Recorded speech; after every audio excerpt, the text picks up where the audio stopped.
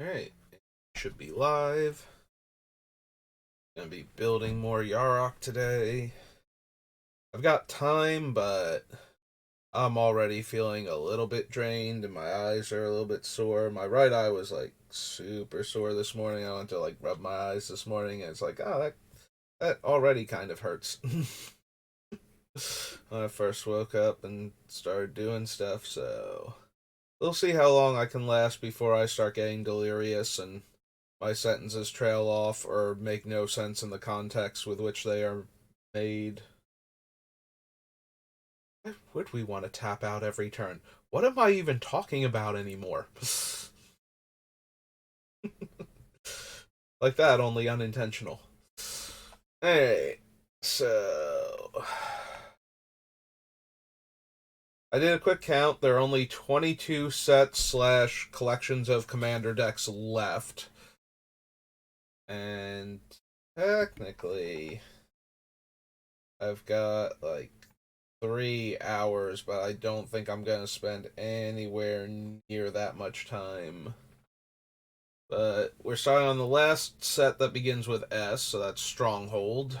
Then we move on to the T's, including all of the thes. That's how Gatherer likes to organize them alphabetically.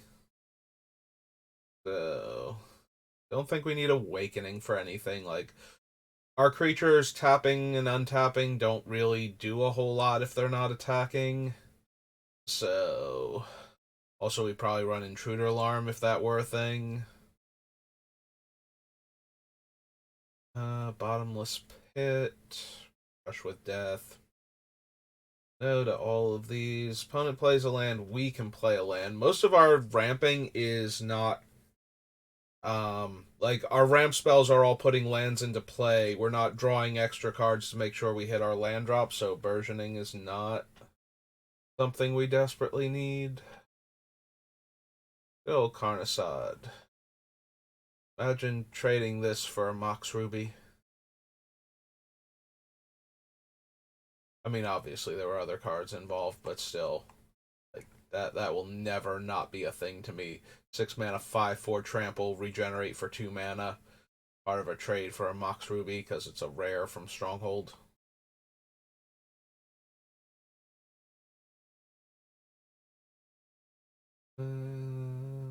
Corrupted Licid.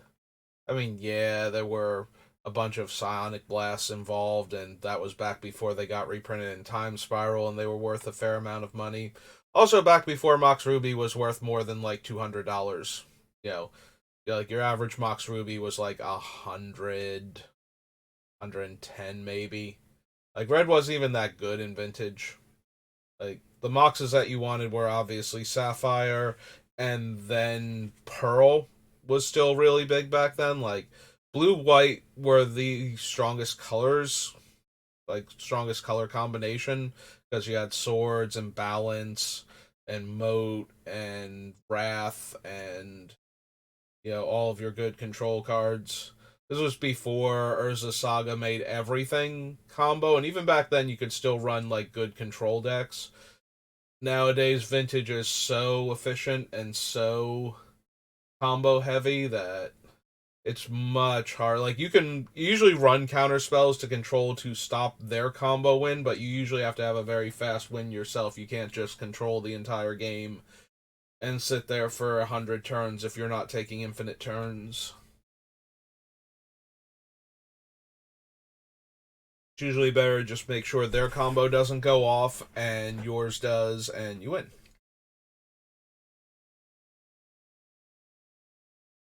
Nope, nope, no. I don't think we want dream halls for anything. None of our stuff is so expensive that we're getting ahead by using it. No to Ensnaring Bridge. Ensnaring Bridge is not the worst idea since a lot of our creatures are inherently little. But at the same time, we're running like, a 3 mana 4/4 that proliferates when it hits, and so that's kind of not a combo. But Ensnaring Bridge with only one card in our hand allows all of our like 1 power toxic and infect creatures to attack, and the swamp mosquito and whatnot. Blighted Agent. Yeah. But ultimately, I don't think we want that. Don't need Grave Pact for this deck.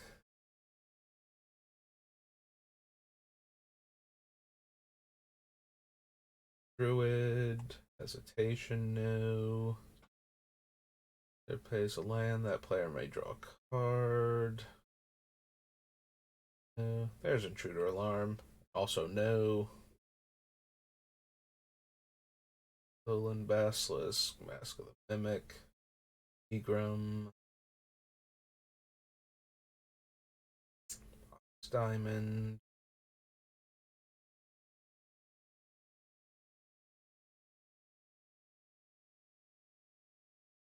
Rage, Provoke, Rabid Rats, Ransack, Rebound.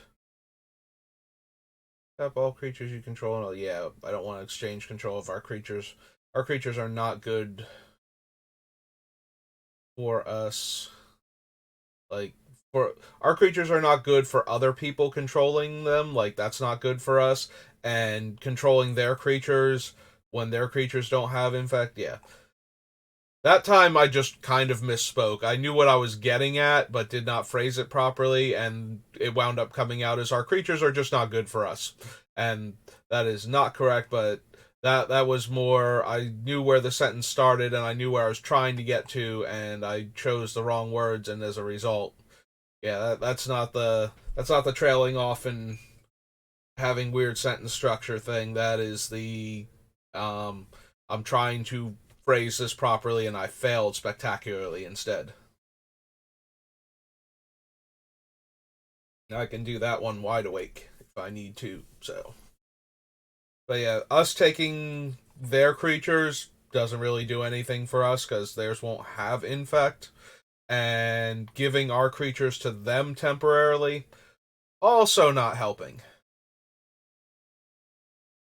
In fact, we don't even want to give them to our opponent on the auspices that our creatures have infect instead of, regular power, because we have cards like the rats that give everybody, including us, a poison counter when they come into play.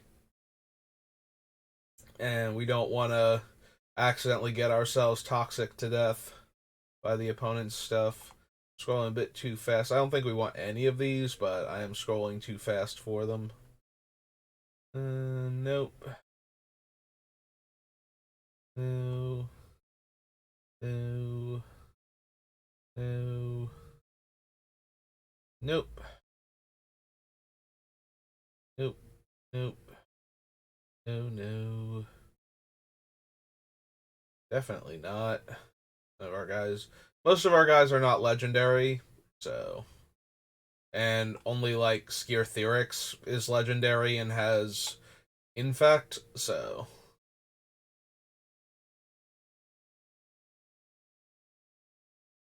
Verdant Touch. Garden. Uh, Laboratory. Stronghold. Is there any value to running Stronghold in this deck? I think we have enough other ways to get back our dead creatures, and I don't want to skip a draw to get any one of them back. Like, for the most part, we would just rather have the ones that we draw naturally. Like, yes, we want more creatures with infect and toxic, and if they're dying, we would like them back. But if we are skipping our draw step to get back one that's already died, that's not a whole lot better than drawing another one off of the top, and we really need to get more quantity of cards, I feel like, rather than altering the quality of the draw. Because we've got a bunch of little creatures that need critical mass in order to get what we want done, or we need to draw a bunch more proliferate cards. Alright, so that was Stronghold. So we should be on Tempest. Normally it's very convenient how those two are right next to each other, but since I didn't want anything from Stronghold, go to Abandon Hope, go to Altar of Dementia.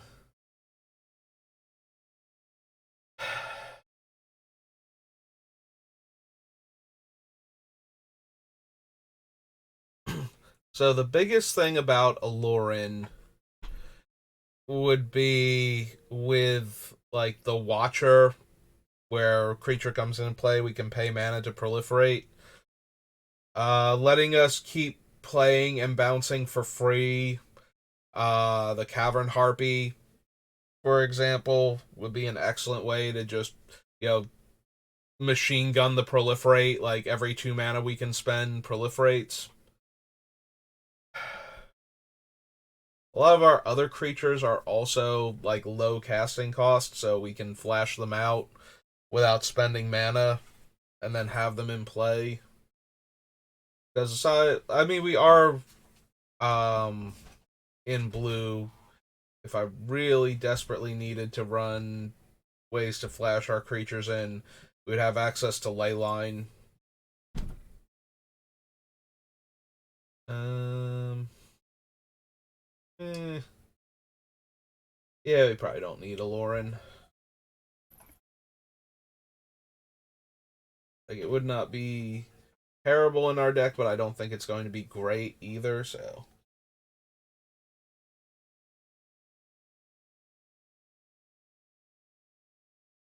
no, no. I think we need capsize. I mean, capsize is a little bit fun with venerated rot priest and the tainted observer, because then we can target our creatures repeatedly to inflict more poison counters, and then have the creatures to recast. So that way we get more proliferate triggers. It also helps with the ones that proliferate naturally when they come into play if we can bounce them, but I think we have enough ways to flicker them that we don't necessarily need that.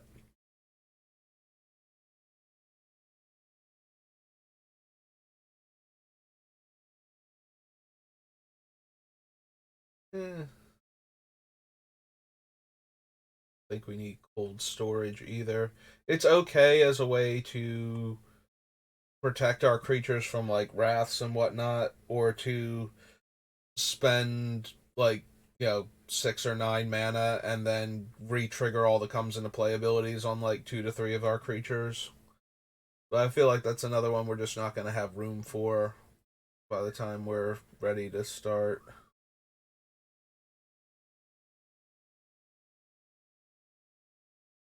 Death Pits is low key tempting because a lot of our creatures are small anyway. So just destroying whatever they deal damage to, like they're going to get killed almost all of the time anyway if they're dealt damage. Like most of them have like 1 to 3 toughness, so they're not surviving most things anyway. Again, probably another card that we just do not have the room for. Don't think we want Disturb Burial. We have other ways to get things back. Earthcraft, Echo Chamber, Vineyard, no. Don't need any of the medallions.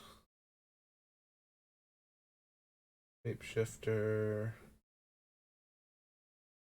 Extinction, no.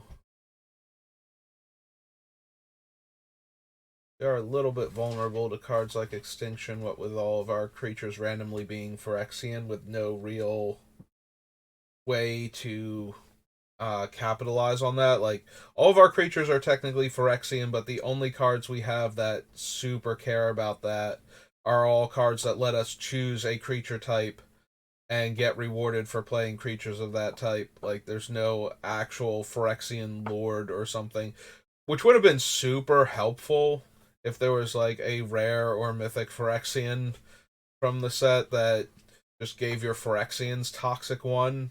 Like, that'd be an amazing card. If it were legendary, it would actually be our commander, most likely.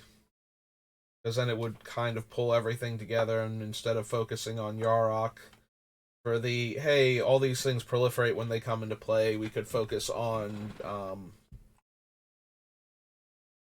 what's it say? We could focus on them being Phyrexian instead. Also, fun side note: when I was going through the cards yesterday to add the text so it's easier for me to reference them after I finish the stream, um, it did occur to me that we have like reflections of Lit Yara, and the biggest problem with that card is most of the proliferate cards, like the comes into play proliferates cards, are not themselves Phyrexian. They are like um they're from War of the Spark. Like a lot of the War of the Spark have the come into play uh proliferate. So most of so that card might just get cut because while most of our creatures are Phyrexians and we would double up on them, and it might still make it just because we would get like twice as many toxic and infect creatures, the actual proliferate effect that we would most want is only on like Scrap Trap and the Observer for Mask or Reflections of Lit Yara. All of the other ones are like Bloom Hulk and Pollen Bright Druid and whatnot. So those things don't share a creature type and are not Phyrexians on top of that. Like it's not like we could even name like Elemental or something or Druid and have all of the other ones come into play and make copies of themselves and proliferate for us.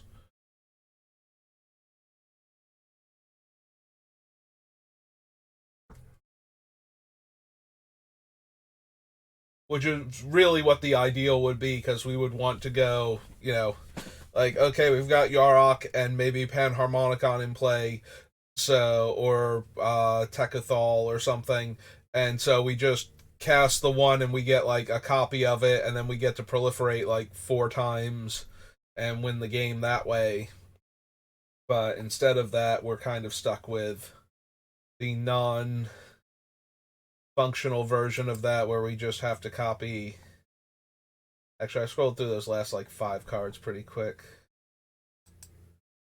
Bounce back. We got Legacies of Lore, Leeching Listed, Keezer Drix, Jinxile. Okay. I don't think we want Intuition. We don't really need Insight.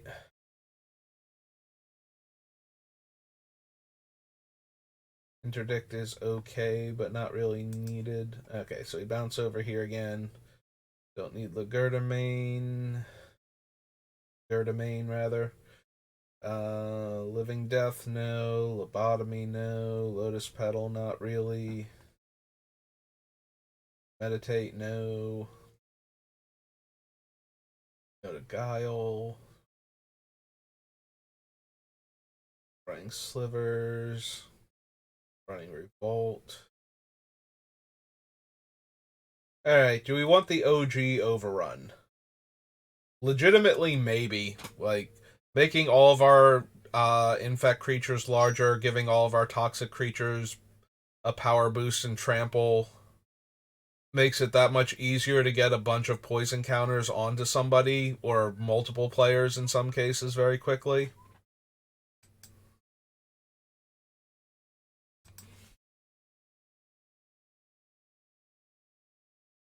Tempest. I think we want to at least consider it. 2, 3, and sorcery. Excuse me.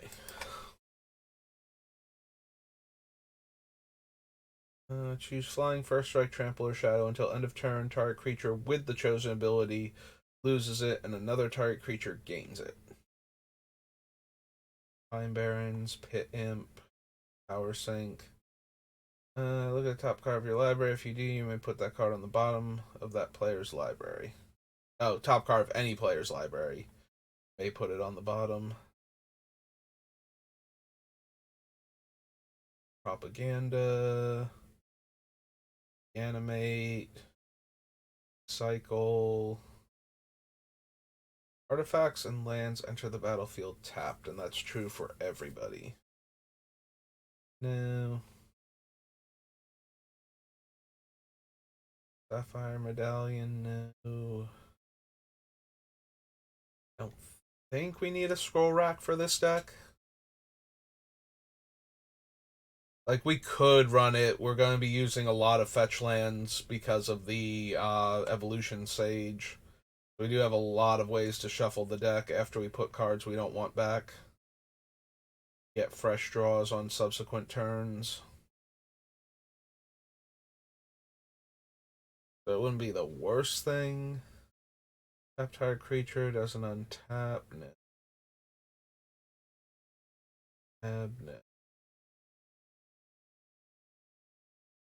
Don't need time warp. If we did, we'd already have capture and temporal manipulation in from the starter in Three Kingdoms, or Portal 2 and Three Kingdoms.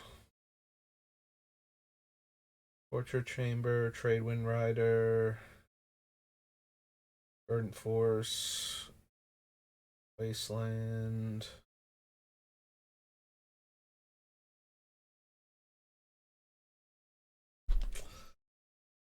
Okay, so Whim of Volrath is the teeny tiniest bit interesting. So I have a deck built around Orvar. At least I have the deck list for it. I haven't actually put it together.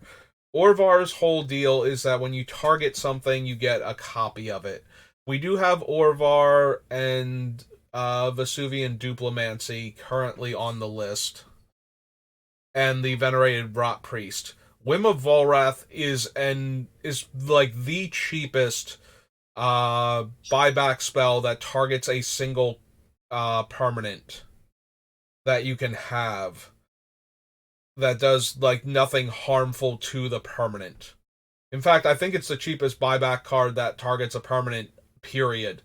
Um the whole thing about changing the text of it doesn't matter if the permanent that you're targeting doesn't have those words on it anywhere. That's not a requirement for you to target this permanent. It's just what it does to that permanent. So if you target, you know, an island and change all of its game text to replace islands with mountains, the island type is not game text, so it's still an island. Also, you can just choose, like change all instances of red to white or all instances of swamps to mountains on it, just to not have anybody have to spend 20 minutes looking up how the card actually works and what the interaction is.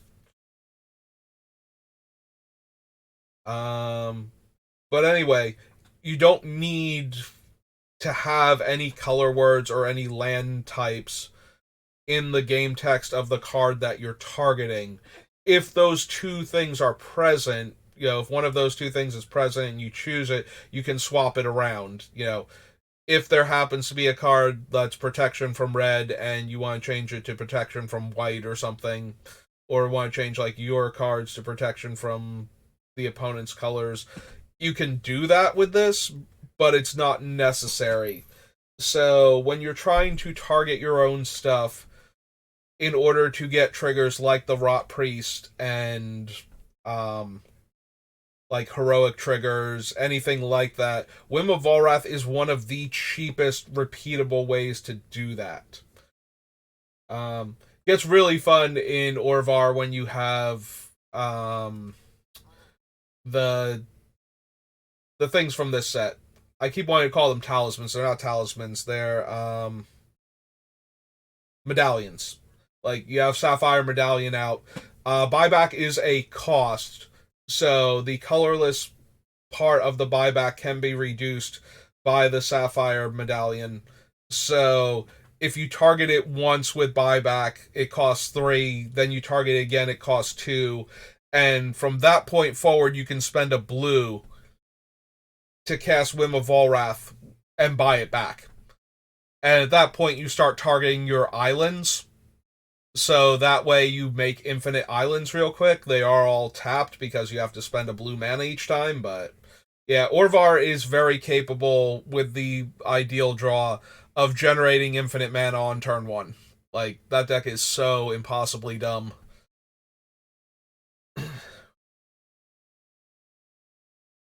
But those are cards that I am considering for this deck because I'm already kind of in the market to target my own stuff with the Rot Priest. So if those cards were to make it into the deck, I might want Whim of Allwrath for that reason. So if you're wondering, like, if I add it to the list right now, that is the reason why, and that is how that works, and why I am at all interested in the card. Yeah, the other thing that almost works with that is the card Head Games from Stronghold, but that does require a buyback of blue and mana, I believe. Like, I think it's like 5 mana altogether to cast Mind Games, but it does untap the target, so you would untap the island, make another island, and with enough copies of the medallion in play, you would be able to generate infinite mana that way. And then there are ways to create more copies of Orvar in the deck. Sakashima, Mirror Gallery, Mirror Box, that sort of thing. So once you can make copies of Orvar, then every time you target something, you get that many copies of it. That goes infinite very quickly as well. Yeah, Orvar is a deck that I didn't bother putting together because at the time, the people that I was playing against most regularly have absolutely nothing against that deck. Like, they're not going to be able to participate in a game where it's doing its thing. So there's no real reason to put together the deck. It's more of a thought experiment. But since there are more competitive EDH players at the other place that I've seen, it's actually been something that I've been seriously considering putting together to have with me in case I sit down to a table with a bunch of people that are going to combo off in like a turn or two.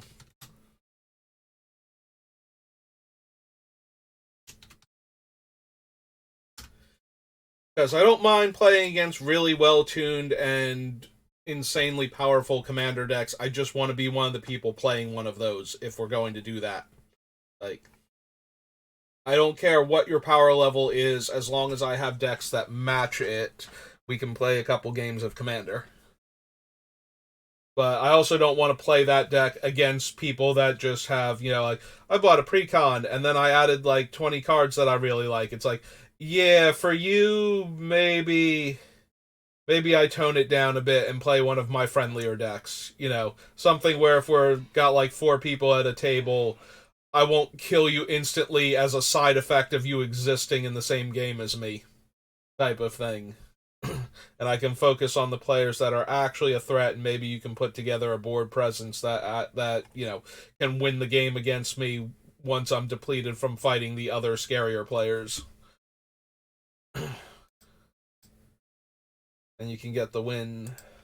Like, I would much rather play a game where somebody who has a deck like that can get the win if they play properly than play, my most broken deck where it doesn't matter how well you pilot your basic commander, your off the shelf commander deck plus like 20 cards swapped in. Unless that deck was already pretty nuts and the 20 cards you swapped in were like really great upgrades to it, in which case maybe you get like a mid-tier deck from me instead. Alright, so that was Tempest. But yeah, I'd much rather just play a deck that will have a real game against you or as close as we can get than play a deck that's just going to stomp you or has no chance of winning either. Like, I don't want to play that game either where I have actual no chance of winning because I brought one of my friendlier decks and you've got a finely tuned competitive EDH deck that wins on like turn 1 some of the times and turn 5 consistently.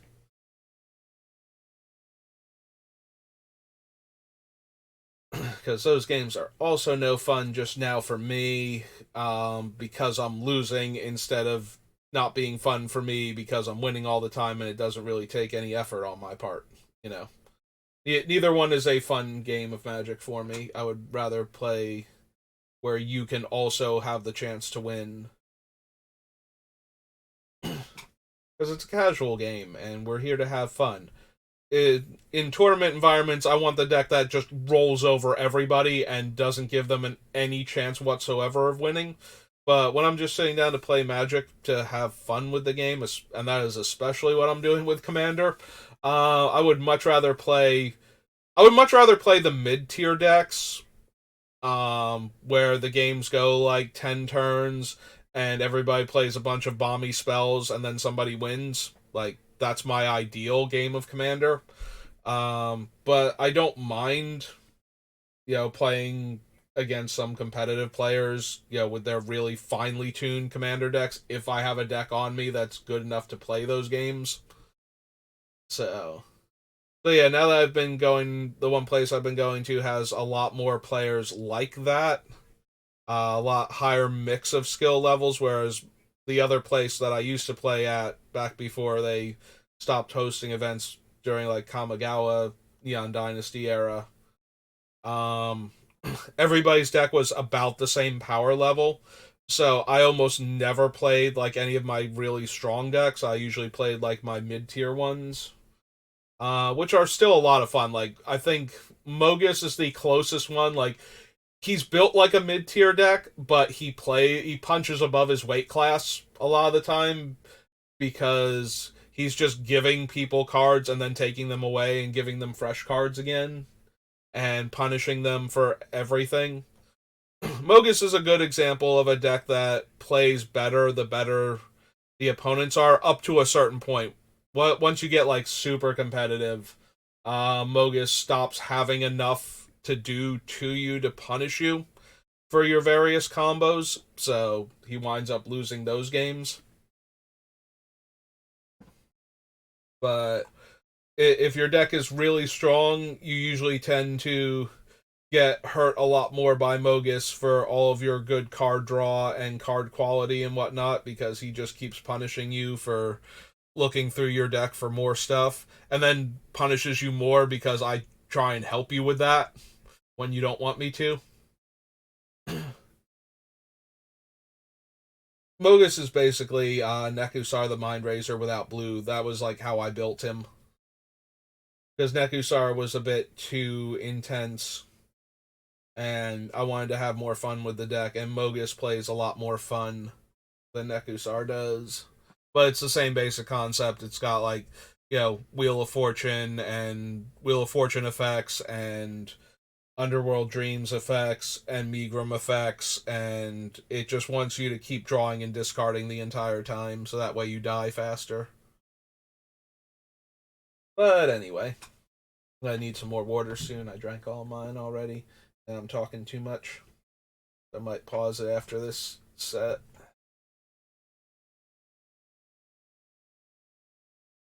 Arcane Proxy.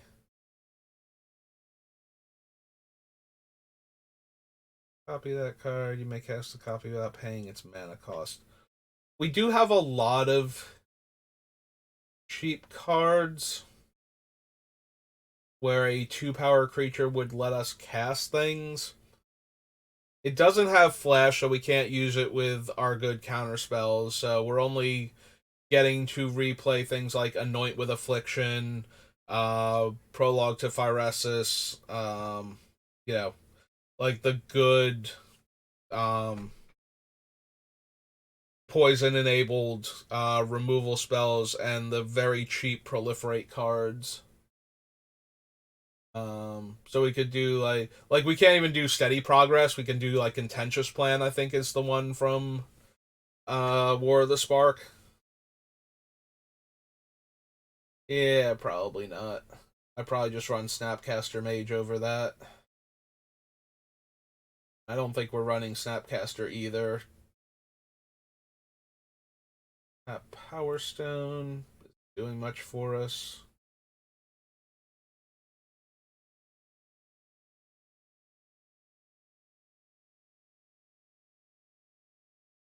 That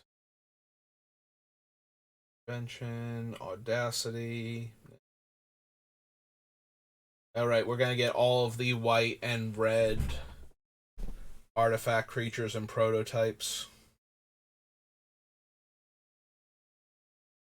Don't think this is an Awakened deck.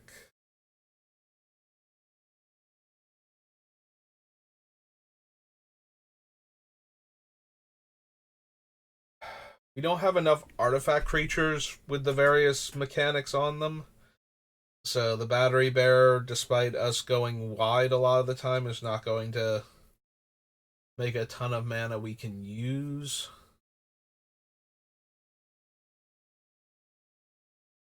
It used the serpent. Give this.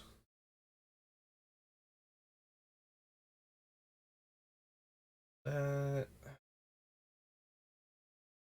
Cityscape. Can't run champion.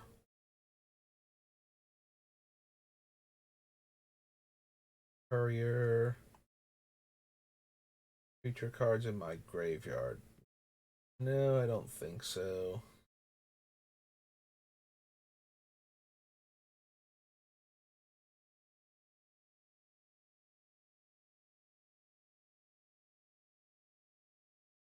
No. Alloc intent. Turn target artifact you control to owner's hand. Copy target artifact spell you control.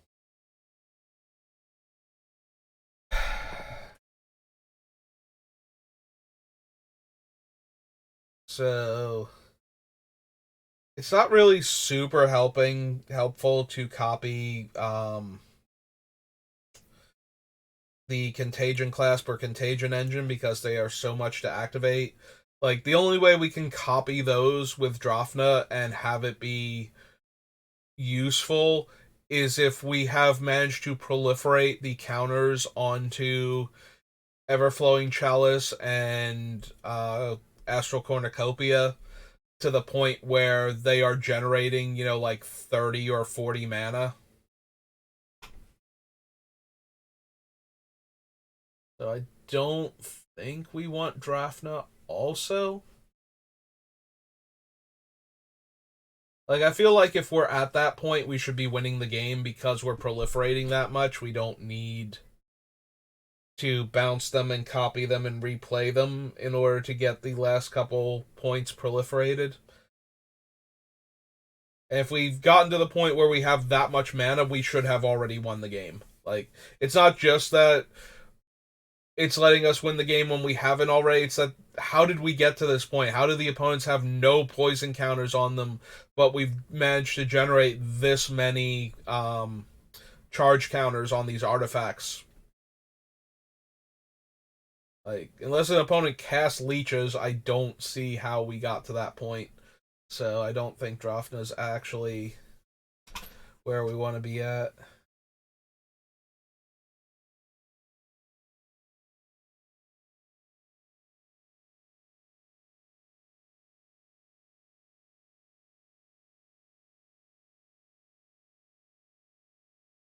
By creatures with power 3 or less. Nope.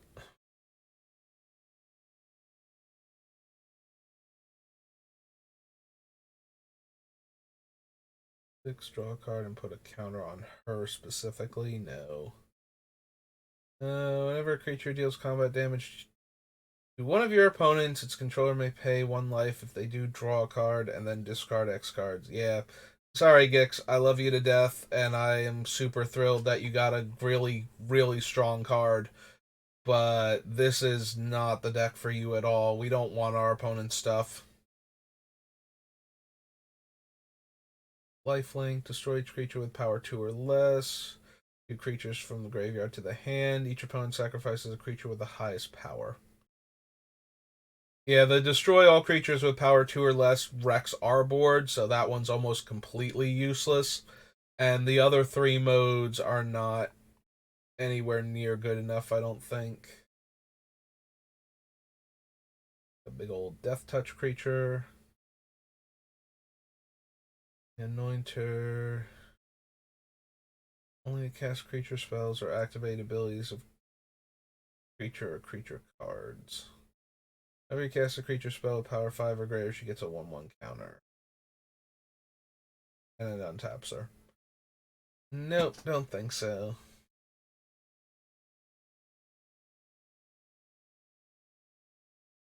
All stations. Beginning of your end step, if you cast a non-creature spell this turn, reveal the top 5 cards of your library. For each card type among the non-creature spells you cast this turn, you may put a card of that type from among the revealed cards into your hand. Put the rest on the bottom of your library in a random order.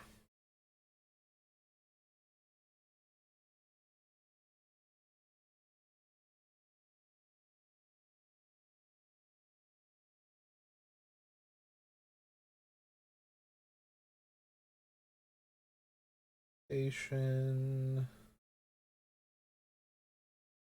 Cadence. No.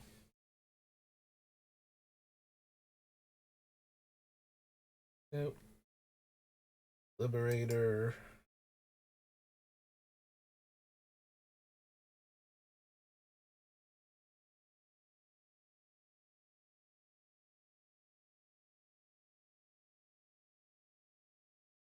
No, no.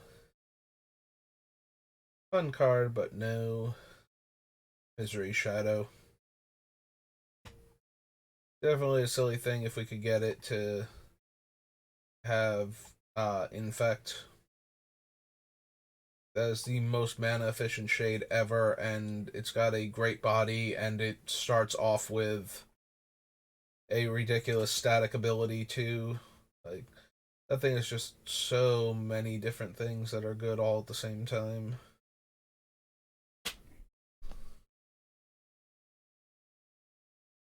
We don't need the Behemoth or the Flesh Gorger. Can't run the Dragon Engine.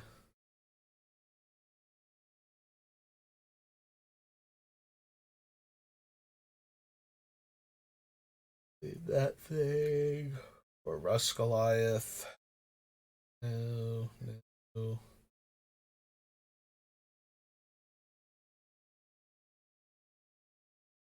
Sacrifice another creature when you do. Destroy target non-land permanent.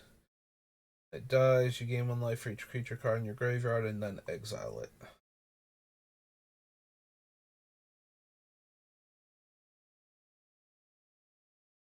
Full Surge Engine. Another insane one to get Infect onto and just keep blinking away. I suppose it's only 2 plinks at that point. What with it being a 5 power unblockable creature. You can activate it twice. Third, you may copy, except the copy is an artifact in addition to its other types. We have a couple of beasts and maybe 1 or 2 birds, like Thrumming Bird. But I don't think we have anywhere near enough. Instead of curiosity, since I have most of the creature types, we have 12 in theory. Cavern Harpy, Cisbearer, Plague Maw. Oh, so we have 11 at most. Chupacabra, Starix, Lurker, Brokos. All 3 of them, though, don't really do their thing if we copy them. Whenever you cast a beast or bird creature spell, you may copy it. Actually, that would work because we're casting it. So if we cast it as a mutation, it still has its type, right? Like, we would still get the copy of it, and the copy would be a token. Because tokens can be mutated. Huh. I think I was just thinking about mutations. I think when I was talking about mutating things, I think I said Blighted Agent as one of the good targets, and I just remembered he's a human rogue. He is not a valid target for any of the mutation effects. But anyway, alright, so we have those 3. Bloated Contaminator, Contagious Vorak is a beast. Siege Behemoth. Do I not have space there between those 2? There we go. And Glissa's Retriever. Alright, how many birds do we have? Because we have 11 beasts. We currently have 5 birds. Baleful Strix. Thrumming Bird. Another one where it's in the name also. Aether Channeler can make a bird, so that wouldn't count. Painted Observer is a bird. So we actually only have 3 birds.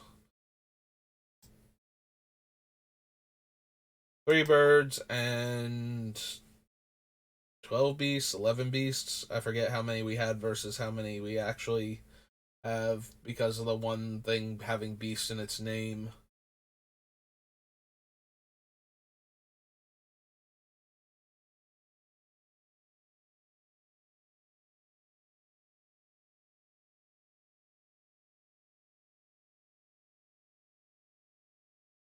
Also, most of the like none of those things are the ones that have good comes into play abilities. They are all like attack triggers or damage triggers or just large creatures with toxic and infect and whatnot. Like most of them don't even care about coming into play. We have like the Baleful Strix, and I think we had like one or two beasts that come into play with effects, but so we're not even getting the extra benefit out of Yarok and Panharmonicon and whatnot by copying them. We do get a second copy of them, which is kind of the same argument I made for Reflections of Lit Yara, except that that one copies a lot more of our cards than Tawnos can. So,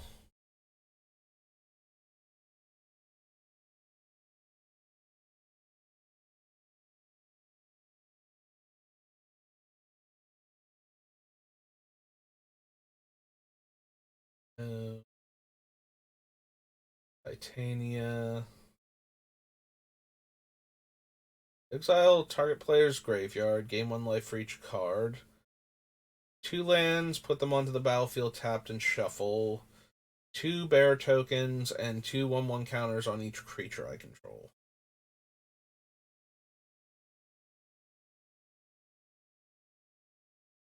It's all right. We almost never want to make the problem is that we will most likely want to either search for the lands and put the counters on our creatures, or make two 4/4s that aren't really helping our game plan and are just there for blocking purposes, or to finish off players that other players have, crippled with regular damage, and it's just faster that way to take them out of the game.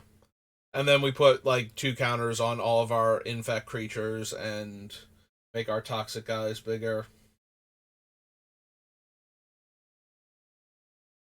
Yeah, I keep wording it like that. You really want the infect creatures to be as big as possible. The toxic creatures are only getting the bonus to make it easier for them to either deal combat damage to trigger the toxic at all, or to make sure they survive combat so that way they can keep attacking until they wear down the opponent's defenses.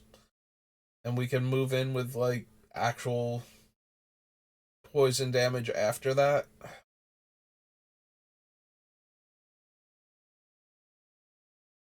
Creature dies, draw a card, and it can be equipped for two or a black.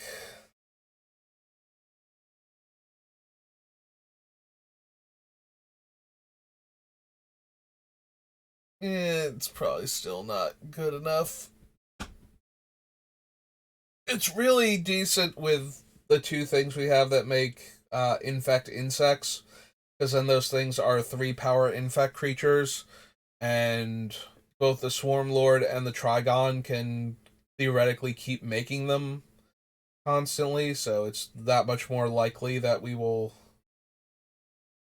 have another one to equip when the first one dies.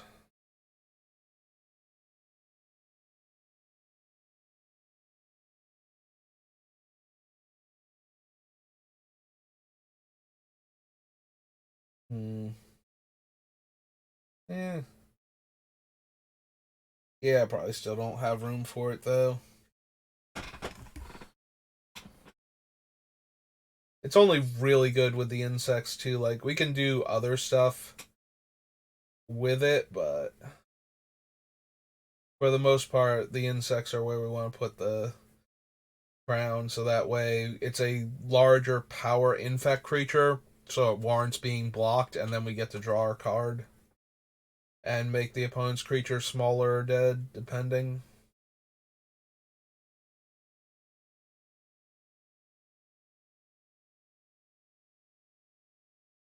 Those top target land you control becomes a tree folk creature with haste and base power and toughness equal to this thing's power and toughness. It's still a land. Yep, don't need that. And don't need the Sentinel. Okay. Now for Brothers War Commander.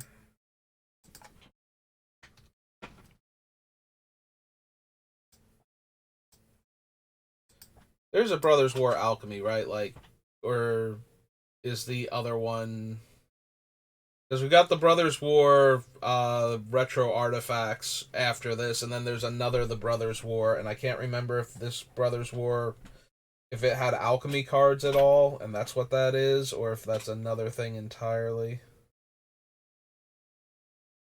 Signet are unique cards. Actually, we should be able to look for the ones that only have the one expansion symbol because they haven't had enough time to reprint this thing. Or at least the fewest expansion symbols.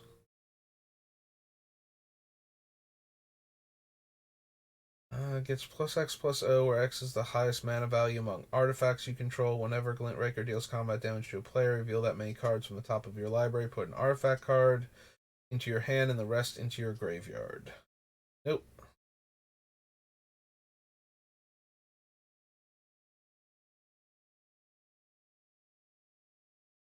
With 6 counters, remove a counter, put a flying counter on another target creature. Remove a counter from another target creature, put a 1/1 counter on Hexavis. Eh.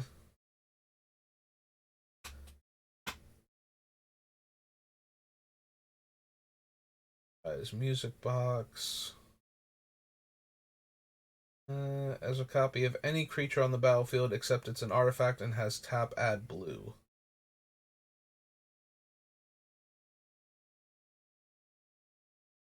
Otherwise is a 4 mana blue mana rock.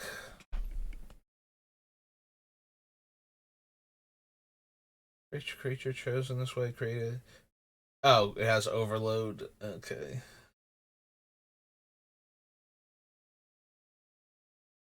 So the effigy is a 4 mana clone that has tap add blue mana. Eh. Eh. Eh. Don't think so.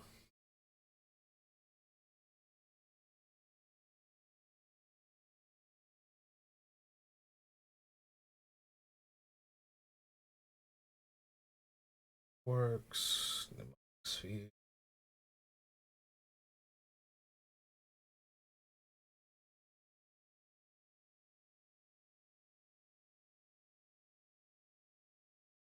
Just looking. Lands you control and land cards in your library are basic.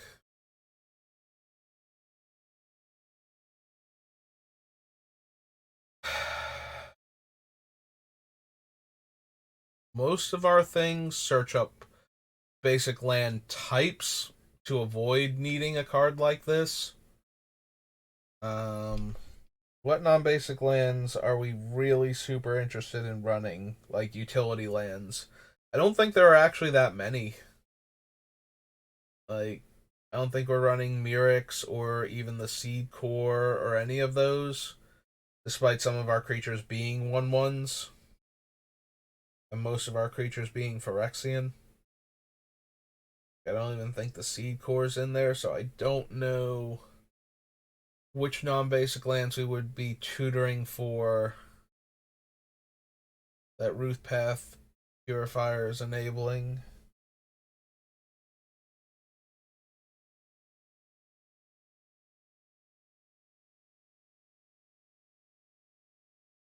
Flying Vigilance, Trample, Lifelink. Exile it from your graveyard, choose target creature. It gets all of the game text of this thing, including its power and toughness as, in the form of counters at sorcery speed.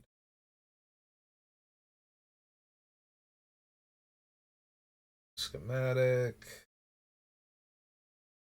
Sacrifice another artifact. Reveal the top 8 cards of your library. Put up to 2 non-creature artifacts with total mana value less than or equal to the sacrificed artifact's mana value from among them onto the battlefield and the rest on the bottom of your library in a random order. Nope. Not for this deck, anyway.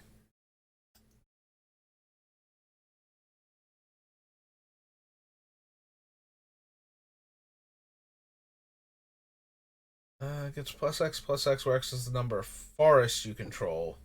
Whenever equipped creature attacks, create a 1/1 Forest Dryad land creature token. No, I don't think we need that.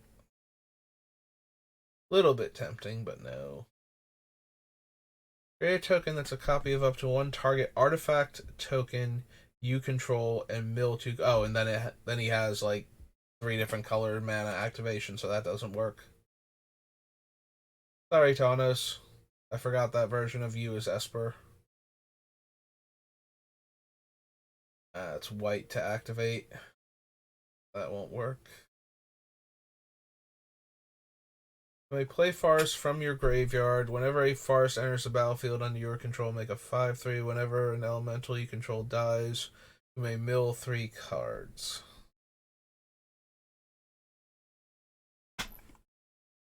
Don't need Workshop.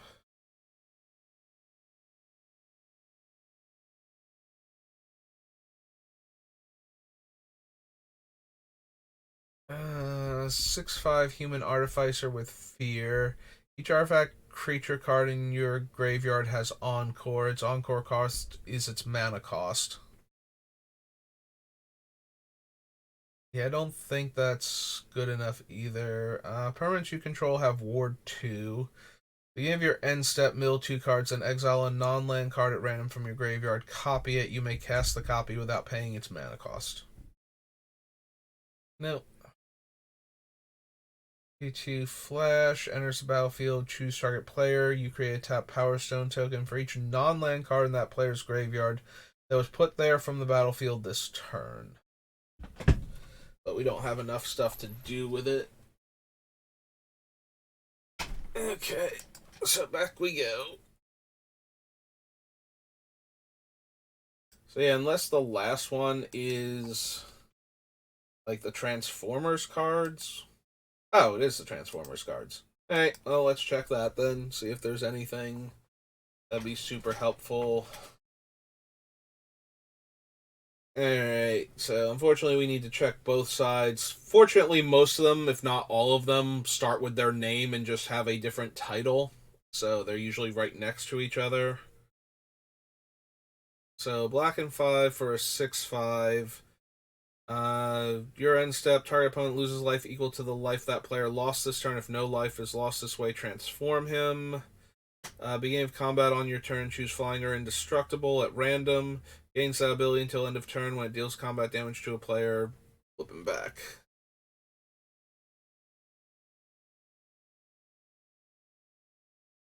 Power is 5 or greater, transform it.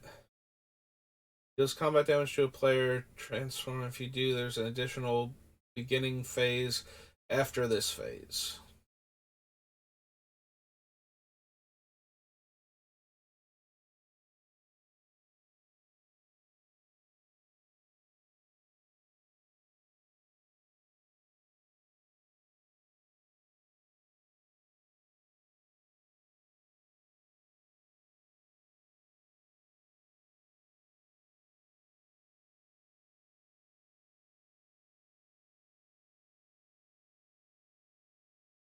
Blue, transform it, adapt.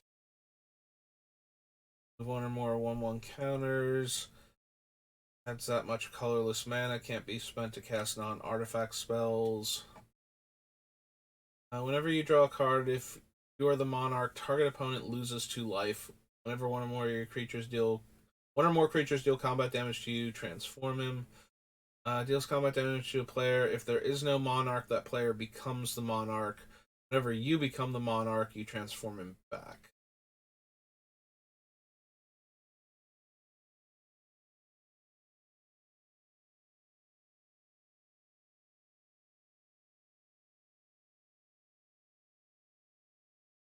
Okay, so nothing we actually needed, but at least it was there to make it easier for us to find them. So Brothers War, the Dark. Sure, let's see if Magic's 4th expansion set has anything at all. I mean, there's like Marsh Viper, but we're not running it. I don't think I need a 4 mana 1/2 poisonous 2 creature. I don't think.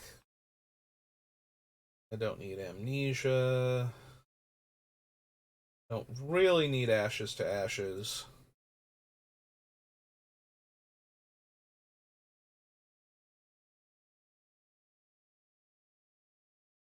Battlefield sacrifice dance to the many. Beginning of your upkeep, sacrifice dance to the many unless you pay two.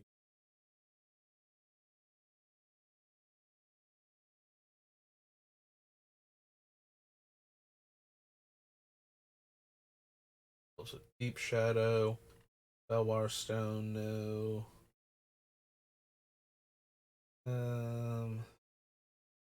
The Hidden Path, Lurker, Mana Vortex. Cast a spell counter unless you sacrifice a land. Beginning of each player's upkeep, that player sacrifices a land. When there are no lands on the battlefield, sacrifice Mana Vortex. There's Marsh Viper. Deals damage to a player. That player gets 2 poison counters. It's green and 3 for a 1/2. Sorry, Marsh Viper. Not gonna happen. Bliss, Nile Sylvan, Woods.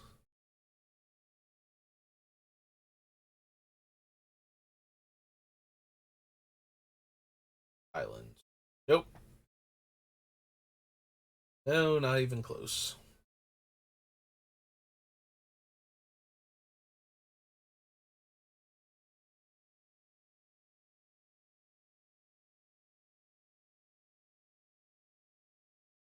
Here.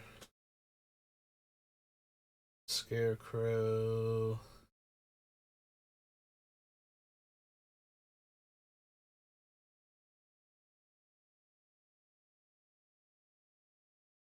Yeah, no, don't think we need the mighty Scarwood bandits trying to steal my opponent's soul ring, making them leave up mana just in case.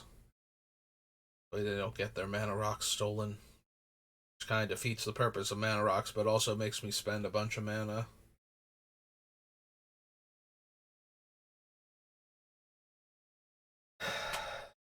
We have some decent enchantments, but nothing that's like we absolutely positively need it in play. The closest I think is probably an Exorable Tide, then maybe something like Reflections.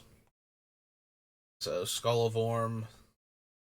Much as I love Skull of Orm and was super excited to get one way back in the day, so I could bring back all of the auras that I was putting on my white black flying creatures. Gotta get those unholy strengths back. Otherwise, the creature, Otherwise, I'm getting 2 for 1, and how will I ever beat that? But if I can buy back all of the enchantments at 5 mana apiece, at least all of the enchantments I was running were super cheap. So, loading up a bunch of auras onto creatures with no, you know, protection or anything, hexproof wasn't going to be a thing for another, I don't know, 15 years. So, oh, there was Autumn Willow, but my deck was white black and used a bunch of cheap flyers, so not as good and couldn't really run her anyway, so failed on both fronts for that one. But I meant well. Plus, I was splashing blue for Brain Geyser to help me draw out of it. And if you're thinking Brain Geyser costs 2 blue in my white black deck, would be correct.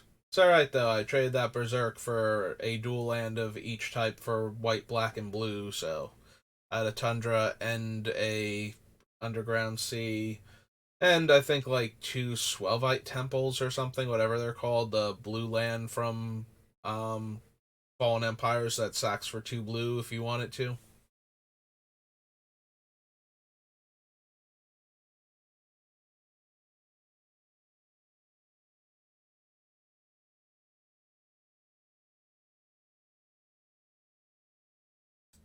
Yep, didn't think so.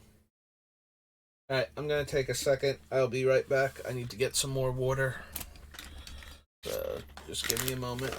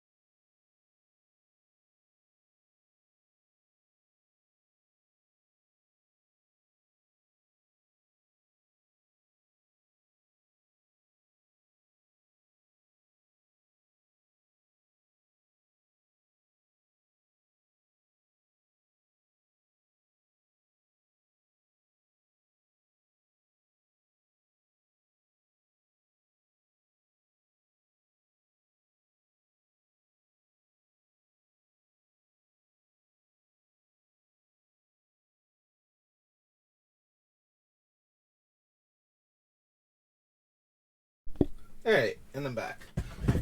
Almost started talking without turning the microphone back on, but fortunately I was looking at OBS at the time. So, saved. Goes the dark.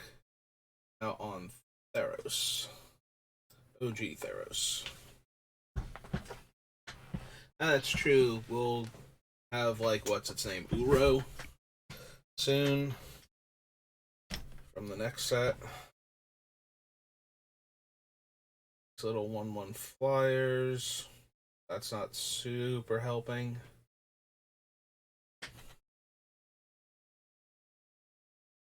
Nope.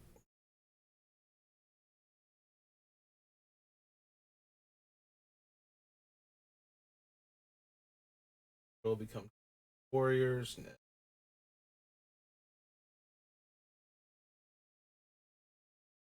Arbor Colossus.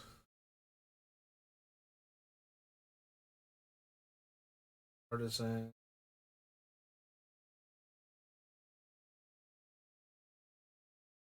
Yarok. Draw a card. Creatures your opponents control attack this turn if able.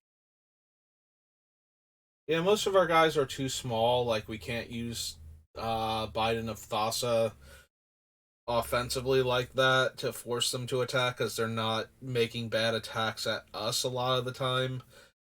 And we're only tapping out one player, so, and encouraging them to attack us most likely. Like, more than likely, we will have the smallest creatures on the board, so we are a lot more vulnerable to being attacked. So that won't let us get them out of the way, and I don't think we need the deal combat damage draw card like super high as a 4 mana do nothing permanent otherwise.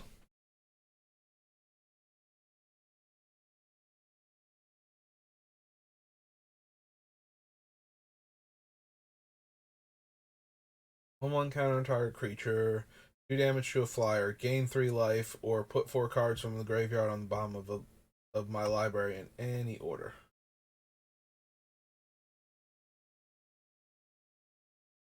Eh.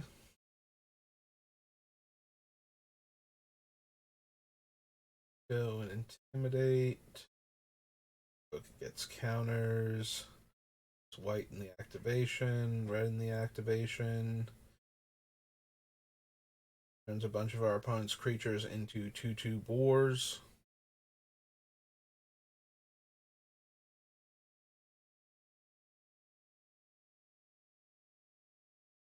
Can't gain life. Pay 2 life, draw a card. Yeah. Not super helpful.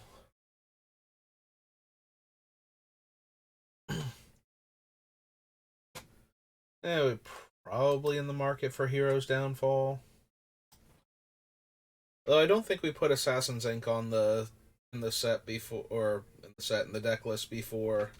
And that's one of those things where we had that discussion the last time we were building a black deck, where it's like, do I want Hero's Downfall that is always 3 mana, or do I want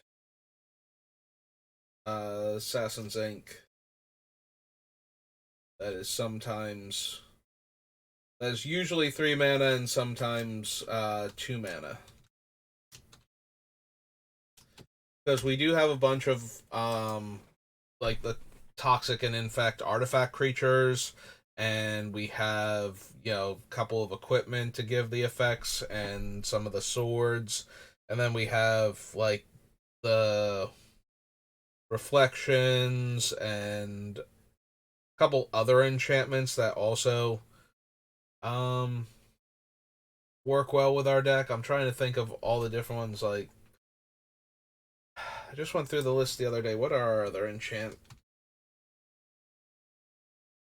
Palace Siege, As Foretold, Duplimancy, Guardian Project, Reflections, Natural Growth, Roaring Earth,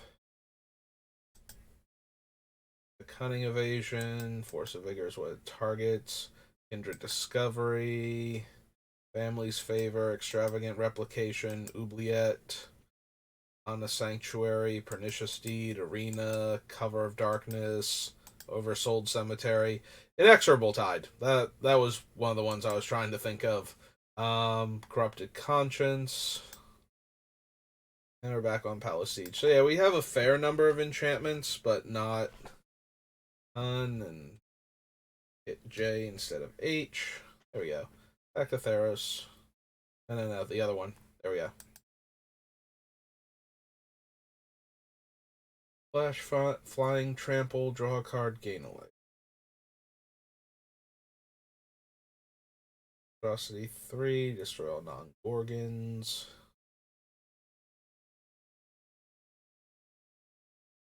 -4, bestow. 0.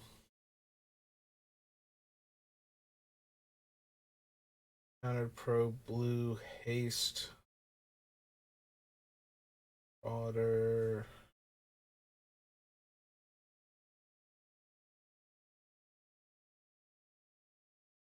Nykthos.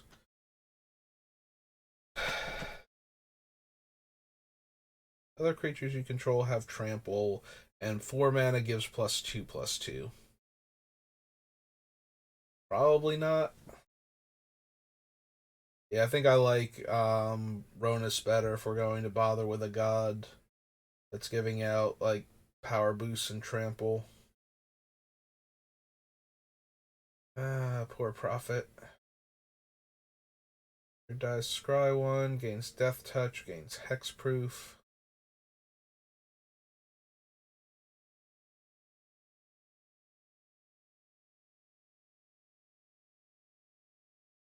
Gods, Sealock Monster, Sedge Scorpion. This one. No.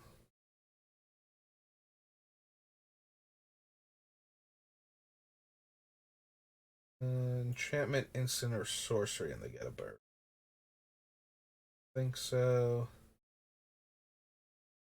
Thassa can make a creature unblockable and gives us a free scry every turn for a grand total of like blue and 2 to start with, and the creatures are unblockable for 2 mana.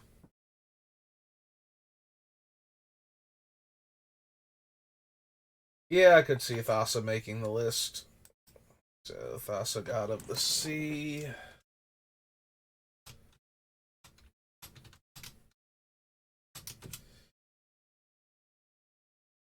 Blue. God. 5/5.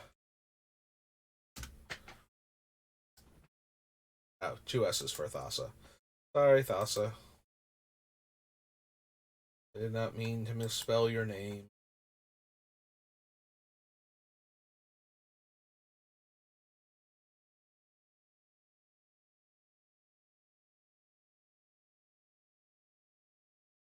Our creatures have lifelink, and we can return a creature card from the graveyard to the battlefield with haste, and then it gets exiled.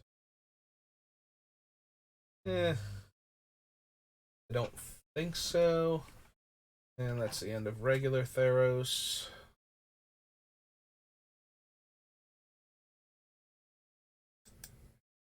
Okay, so you back up.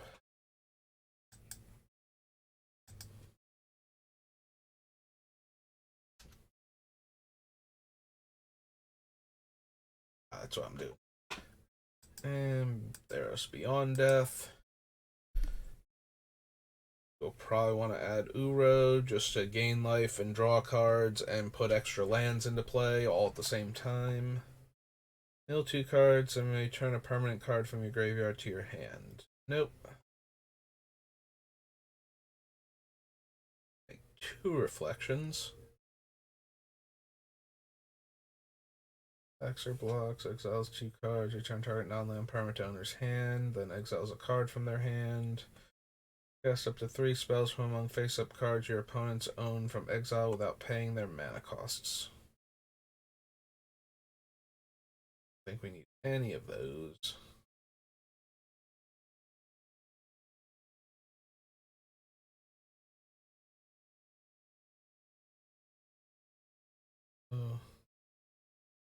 Oracle of Half-Truths. The dust, no.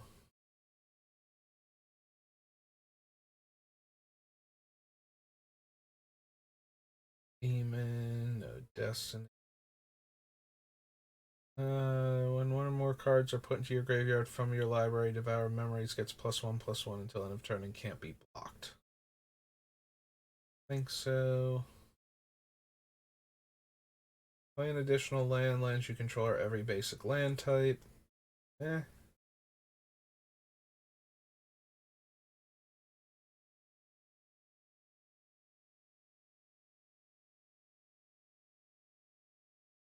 Nightmare. May sacrifice another enchantment. If you do, search your library for a creature card with mana value equal to 1 plus the enchantment's mana value. I think we need that.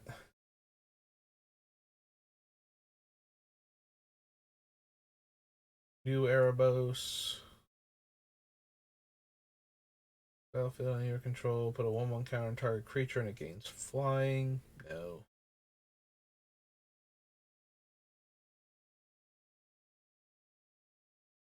Nope. Nope. Card from my deck into my graveyard, and my graveyard spells cost 1 less. Think so.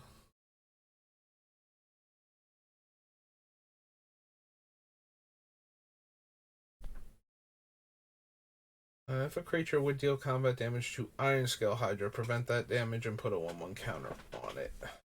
Nope.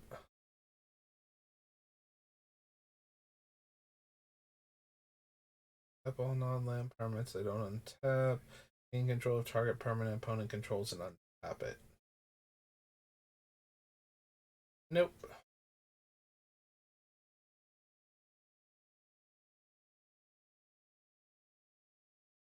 Green, no. +4/+4. Create wolf tokens, no.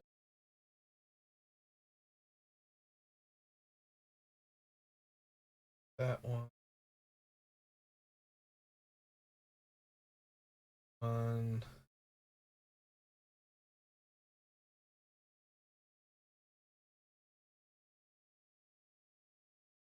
Wanderer.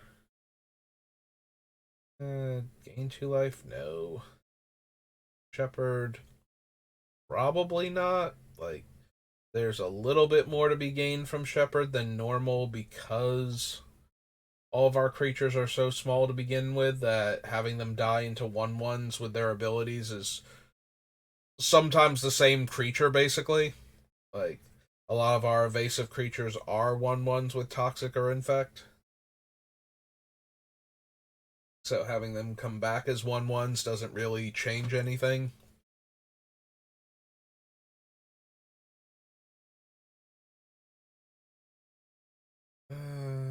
Creature spells cost 1 less, and top card if it's a creature put into hand, otherwise put in the graveyard.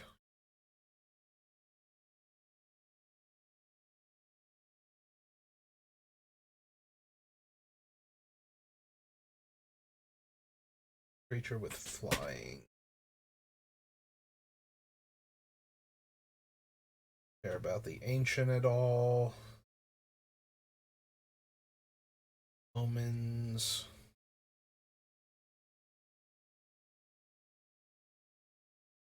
Although they are comes into play abilities of permanence.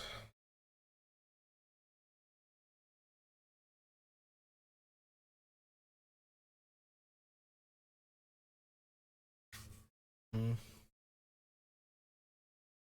I think I'd rather just have creatures though, since Panharmonicon doesn't affect enchantments.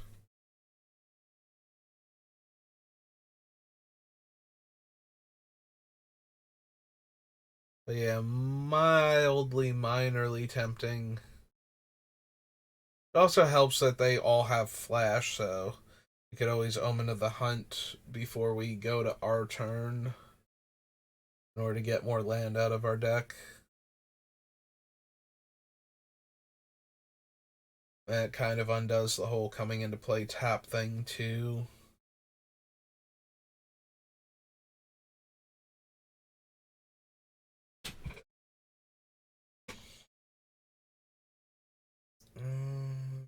Up to one target creature you don't control? No.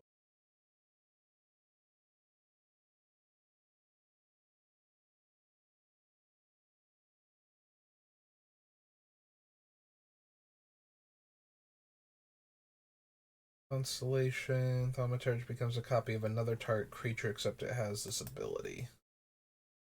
Nope.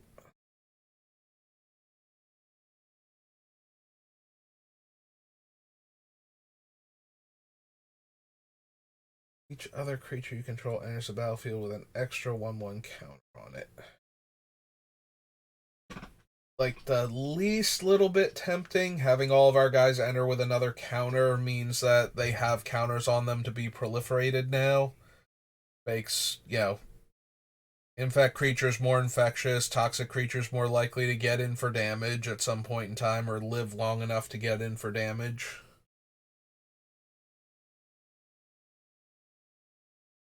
I don't know that we have enough room is the biggest issue for a 4-mana creature that's not moving our game plan forward. Like, I think all of our non-toxic and infect creatures, almost all of them are proliferate creatures instead to make up for that. So, then we have like a handful of them that are utility based. And the most utility based ones are the ones I want to keep, like the Chupacabra and the Acid Slime and whatnot. Make sure we can interact with our opponent's permanents.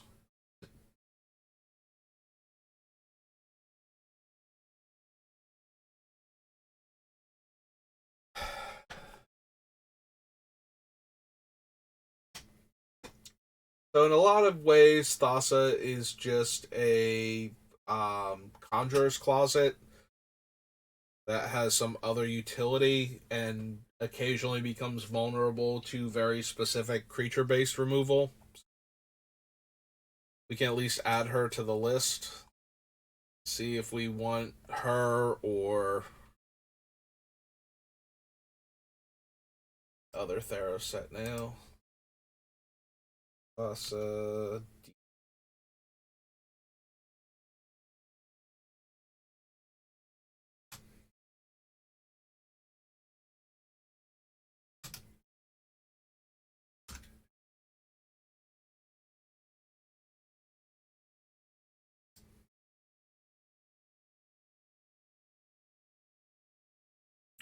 Those three.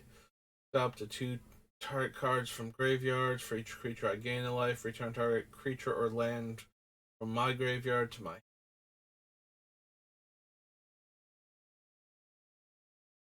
Creature has power 4 greater, draw 2. And create the gold token. Flash, flying, spells with mana value 5 or higher. Yeah, deck is that. Strike, trample, haste.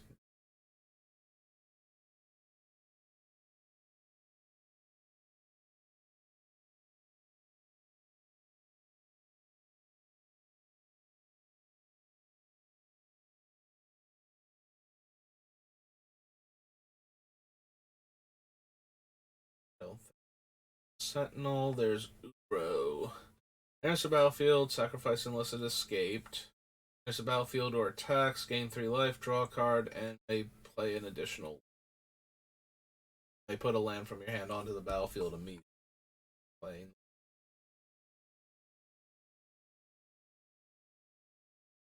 Titan of Wrath.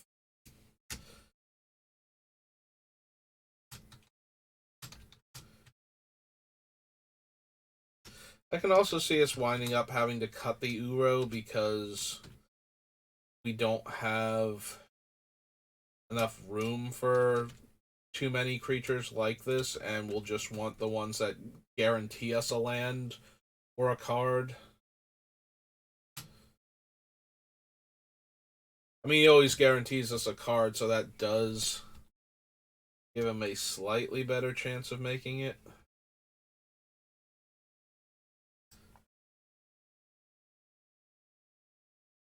Typhon, Warbriar Blessing.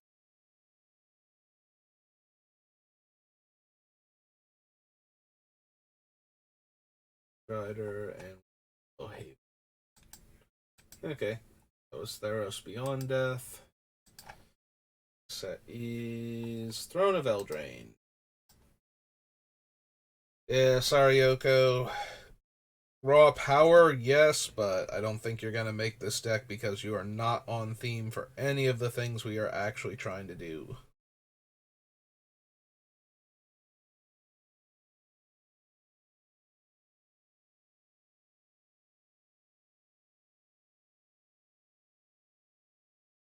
Signet probably isn't going to make it actually, since we're ramping with mana like land acceleration instead of artifact acceleration. Like the artifact mana sources we are most likely to run are going to be um Everflowing Chalice, Astral Cornucopia, and maybe that one it's not Infinity Engine, but it's something similar to that I think we passed on, but maybe I go back and add. It taps to add one mana of any color for each charge counter on it, and then adds another charge counter to it, so it's another one of those things that can quickly produce huge amounts of mana when you're proliferating.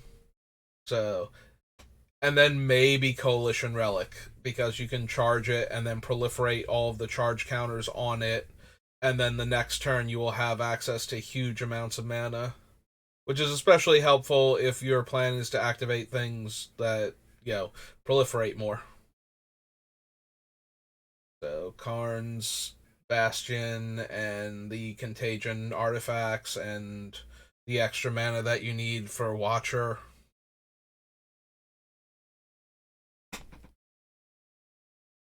Return target night card, no. So Fertile Footsteps is green and 2, and it gets a basic land onto the battlefield untapped. And the giant itself is only really good if we get one of the poison things onto it. I mean, yes, it's huge, but it's not super helping anything. Yeah, I don't think we need that. It's close though, as far as like land ramp and then a large body afterwards. It's not like we're going to not run the um exoskeleton and the injector because we want to give infect to our toxic creatures and our non-poisonous in general creatures, and we want to make our toxic creatures more toxic or just add the extra poison counter to the damage that all of our other infect creatures are dealing anyway. So both of those are highly likely to make it into the deck and be used.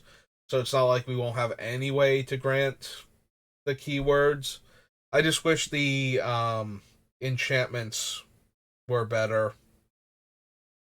Um, Glistening Oil constantly shrinking the creature, and Phyresis just being 2 mana to make the creature infect. Both seem kind of weak in this deck, sadly. So, like, they're just not going to do enough.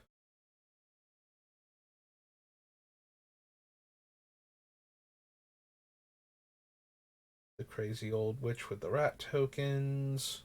Although they are rat tokens, they do go um, with Caramonex, or whatever the Rat King's name is.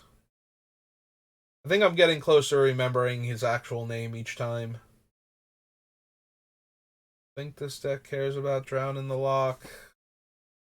You don't need Emery, despite how well she works with the Corpse Cur, especially.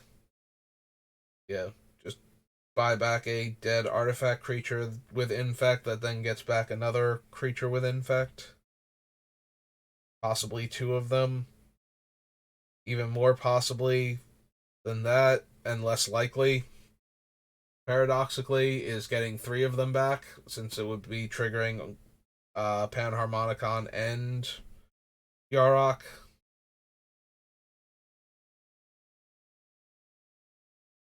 I don't think so, though. We might want Fabled Passage. So Throne. Dethrone.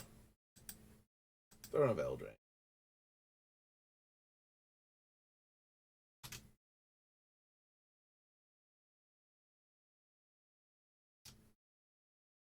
Yeah, I wish we had better landfall besides the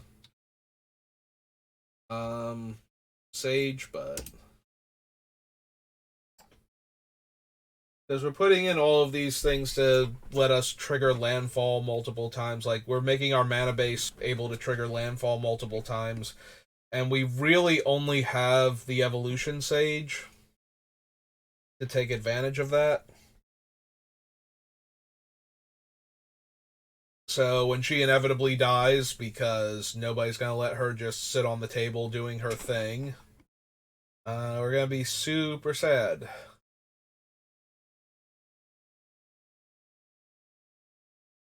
We won't have any other payoffs for the landfall that we have going on.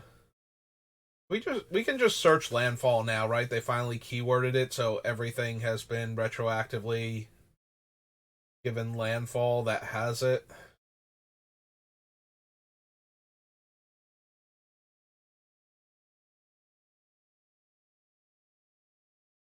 I don't think we need Foulmire Knight. It's a tiny bit tempting. It does let us draw a card, and then it's a 1/1 Death Touch, so it goes well with Finn.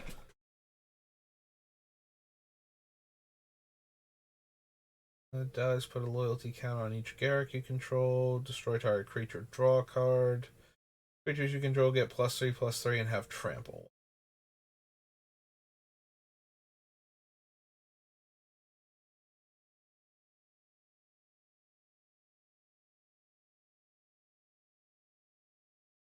Need Gilded Goose.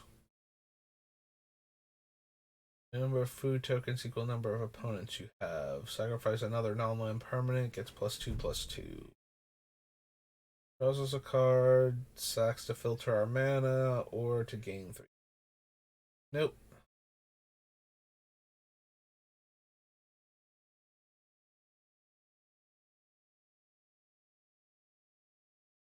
Deal combat damage to a player, draw a card.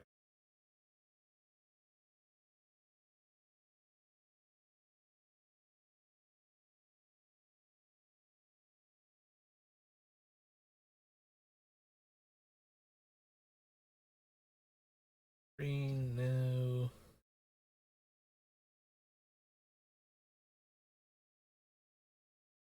Midnight Clock. Copy of any artifact or enchantment on the battlefield.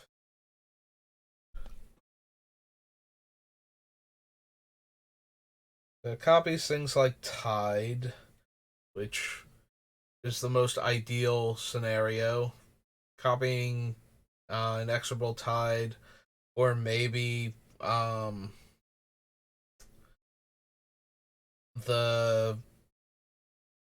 one from Streets of New Capenna, Commander, the thing that makes a token copy every upkeep.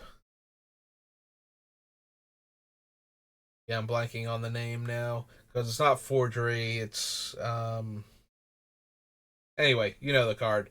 It makes a token copy on your upkeep of one of your other permanents for like four generic and blue.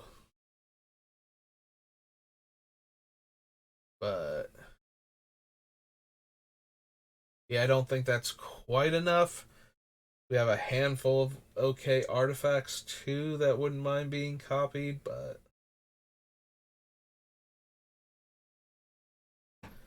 yeah, sorry, Mirror Maid. I was trying to think if there was any reason to include you in the deck, but the more I try and think of it, the less things I'm coming up with. So normally Murderous Rider would make it into my deck as one of my creature planeswalker killers because losing the 2 life in Commander is rarely a huge deal, and being able to make a 2/3 lifelink is just, you know, way more than good enough. But the 2/3 lifelink is actually way worse in this deck, and compounding the thing is losing 2 life in order to cast the hero's downfall half of it the first time. So I think this is one of the rare instances where Murderous Rider is just so much worse than hero's downfall for the deck that I don't even need to seriously consider the rider.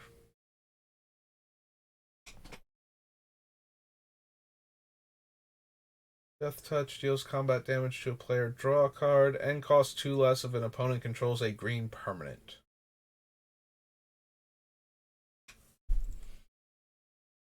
I mean, fairly likely for opponents to, like, one opponent to have a green permanent when we draw this guy, so it's a 2 mana, 2/3 Death Touch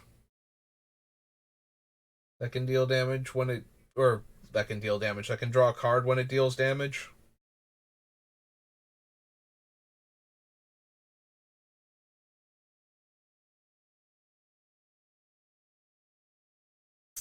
Hmm. Yeah, still probably not. Yeah, I think Finn is getting really hurt by the fact that none of the Death Touch creatures are quite good enough.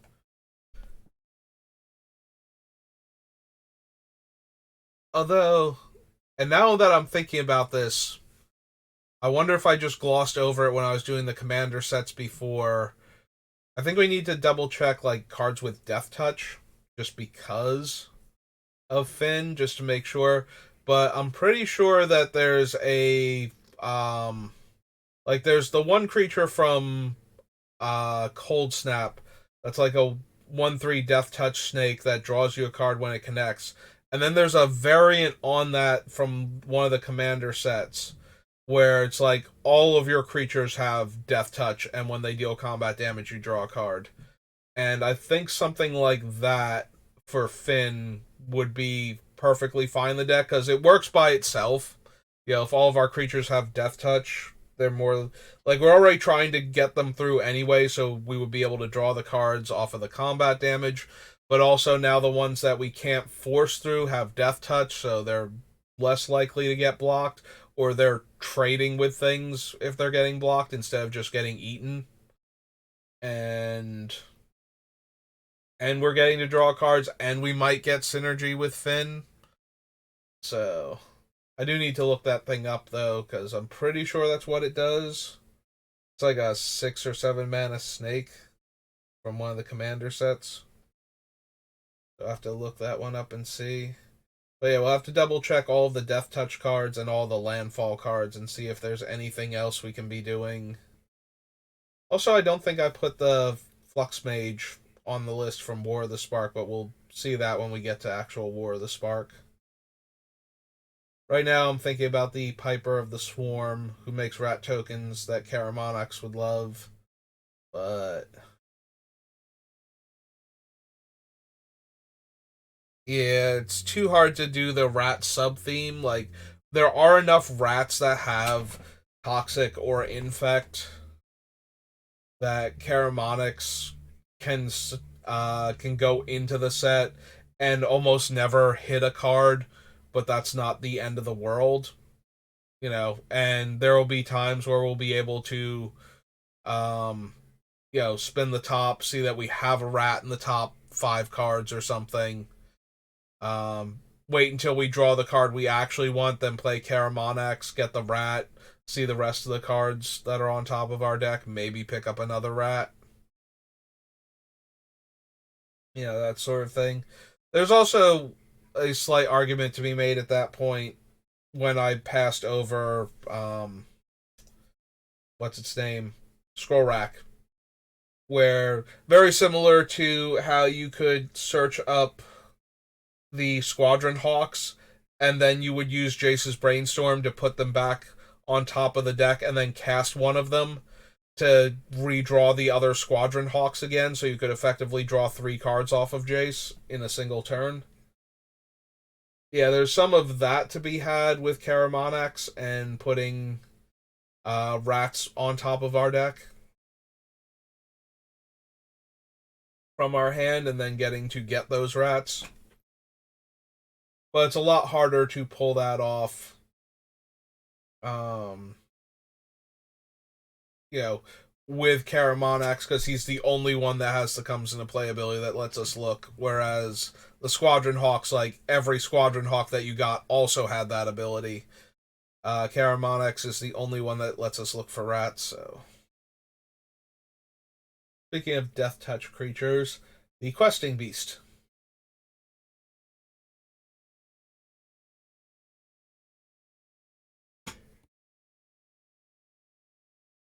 Yeah, I don't think we need it.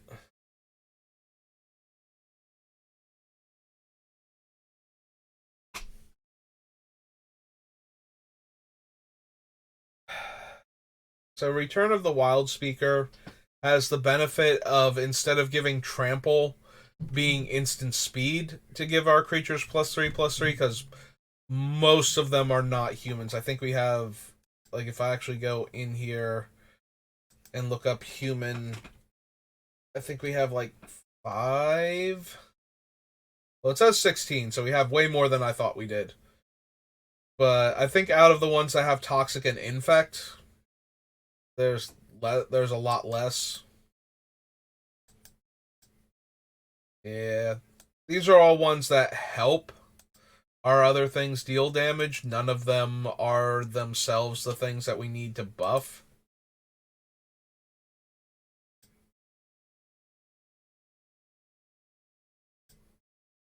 Eternal Witness, Chronologist. Alright, so Blighted Agent is the first one that actually has Toxic or Infect. That wouldn't get the buff.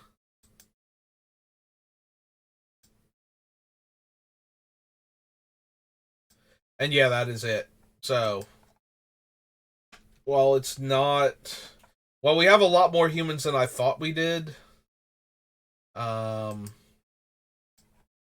most of them don't actually care. Like, they're not the things that need to deal combat damage a lot of the time. Like, one of them has Proliferate, and the other one's Finn, and the rest of them don't super care, so.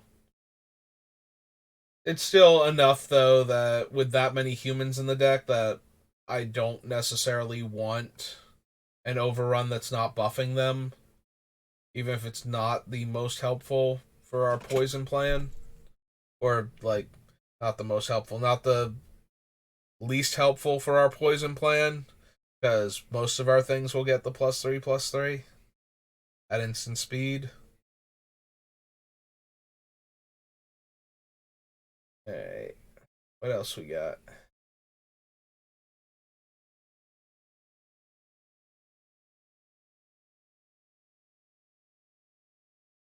Cap, Steelbane.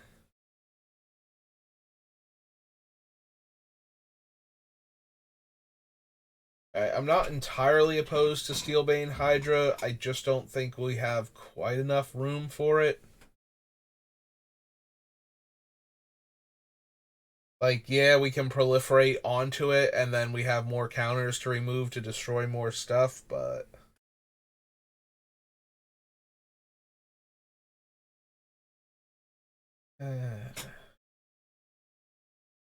Yeah, I think I'd rather stick with the good comes into play abilities over um, things that benefit from proliferating onto them as their primary means of providing utility.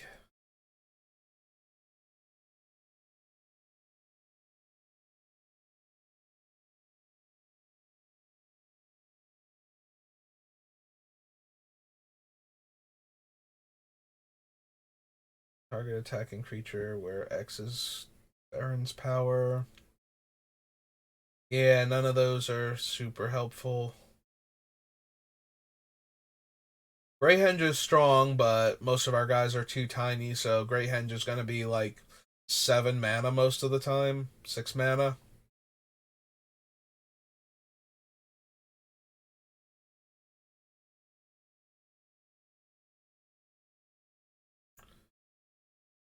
Trail.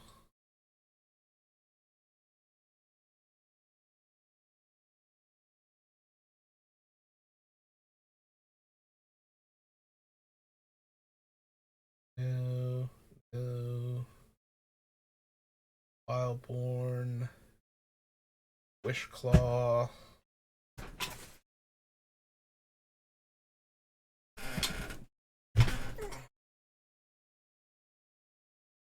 So we have one Triome, mostly two dual lands, like card types.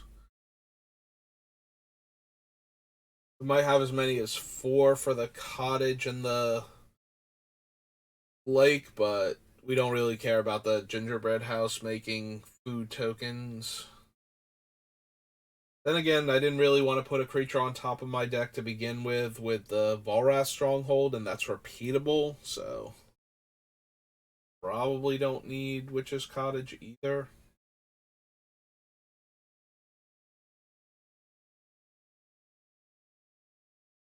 Zero.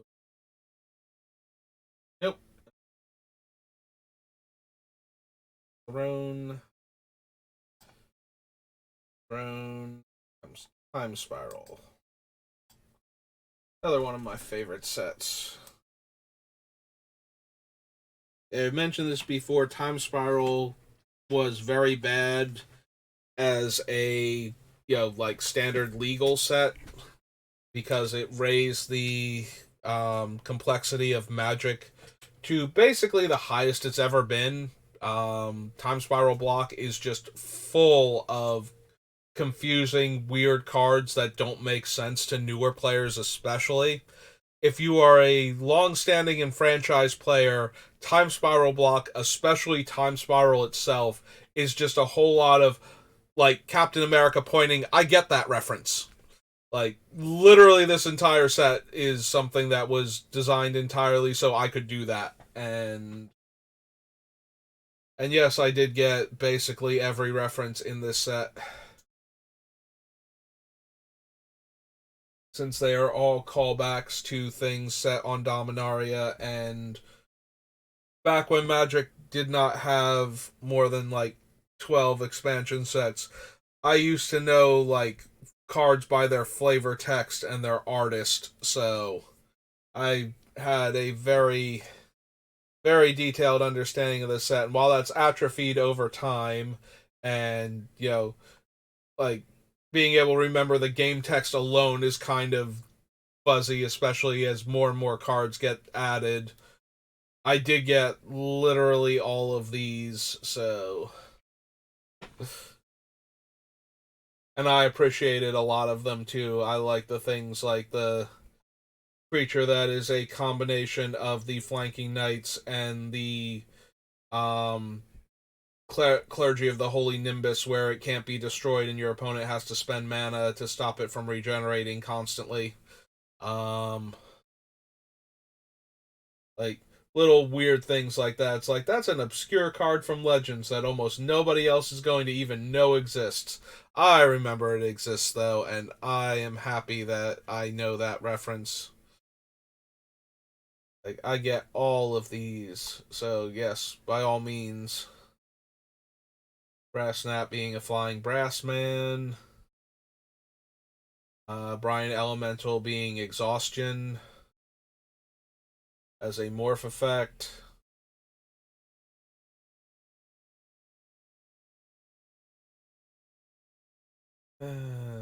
Chromatic Star being the updated version of the various things. There's like the Chromatic Sphere and the Barb Sextant from Ice Age. A Clockwork Creature. Oh, Clock Spinning. Clock Spinning is the other thing that can target a lot of stuff for buyback for the purposes of like it's a little more expensive, but it has slightly more utility, since it can add or remove a counter from a permanent or suspended card. So you can proliferate one of its counters basically, or get rid of one of them if you really wanted to.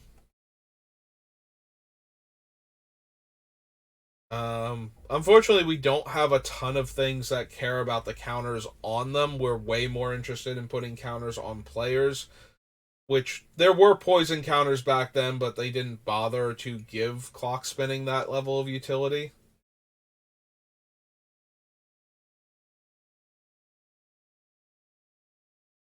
So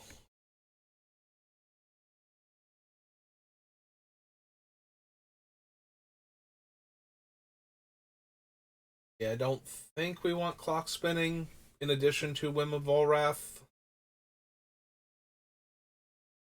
We do put -1/-1 counters on creatures a lot, thanks to both Infect and some of our other cards caring about -1/-1 counters, which we could then use to trigger things like Hapatra more frequently, but it's kind of not necessary. Yeah, I think we can skip the clock spinning. How many? Alright. If I put in the word counter. Alright, Vorinclex does not actually put counters on, he changes how many counters. Counterpart, Roaring Earth puts counters on my creatures. It's a counter spell. Don't care about multiple indestructible counters. Those are all on players. It's Techathal again, and that's the. Or no, that's Venerated Rot Priest, which is poison counters again. Poison counter, indestructible counter. That would let me turn into a Whispers of the Muse. Sword of Truth and Justice puts a counter on one of my guys. Plasm has +1 counters. Or experience counters, so are those. Shield counter would work. The gavel would care. Poison counters. Scepter would care, but I'm pretty sure I just want to proliferate that one. I don't want to have to spend a ton of mana. Clasp and Engine put -1/-1 counters on the opponent's stuff. Trigon of Infestation. You can add another counter to it, but if we're proliferating, I don't think I care. Don't want to add more counters. We could remove counters from the Hydra, but that's about it. Cares if they have counters. Spell. Grim Affliction, we can add more counters. As foretold, we can add more counters.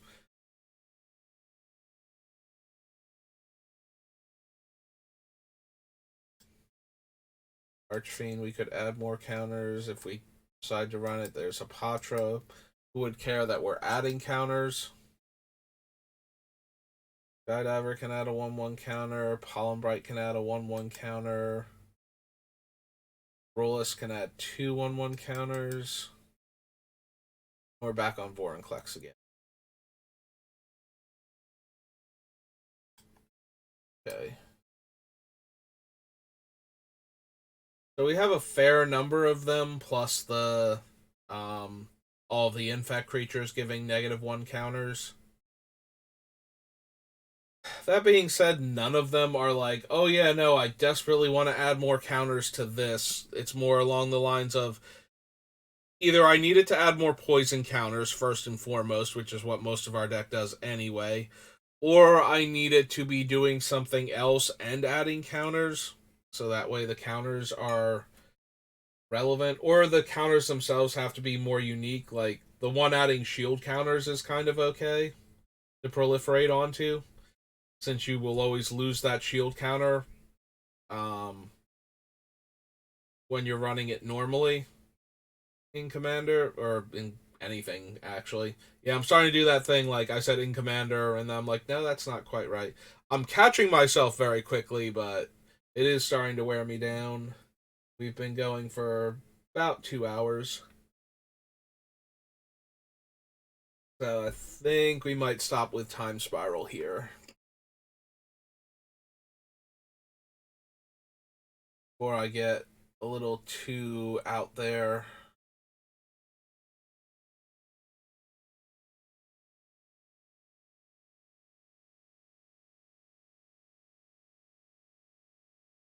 buyback. It's demonic tutor.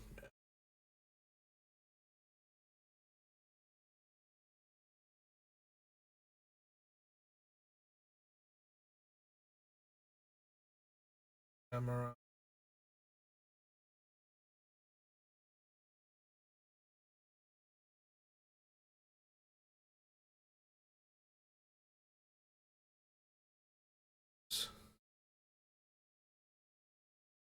Getting it.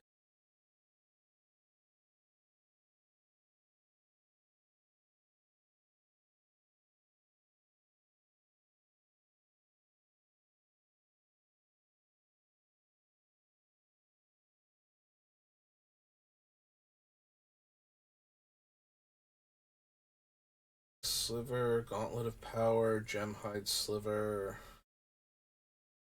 Player loses 2 life at the beginning of the next end step. Okay, so Glass Asp is just Saber-Tooth Cobra, but for damage instead of poison counters. So the better card overall, but worse for our deck.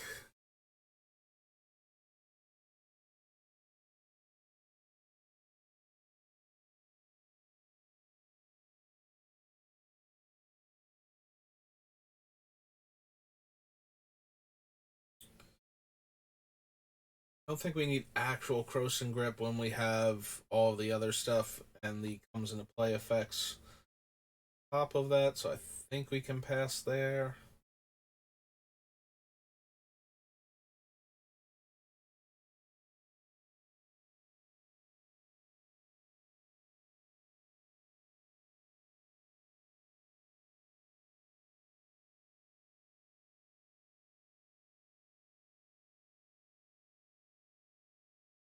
I don't need Ophidian Eye, Paradox Haze, for creature, Phantom Creature.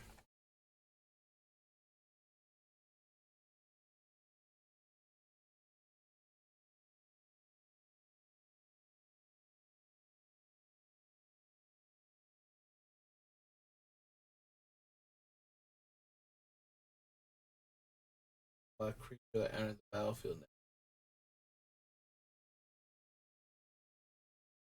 Battlefield under your control, that creature gets +3/+3 until end of. Nope, most of our guys do not haste. Helping.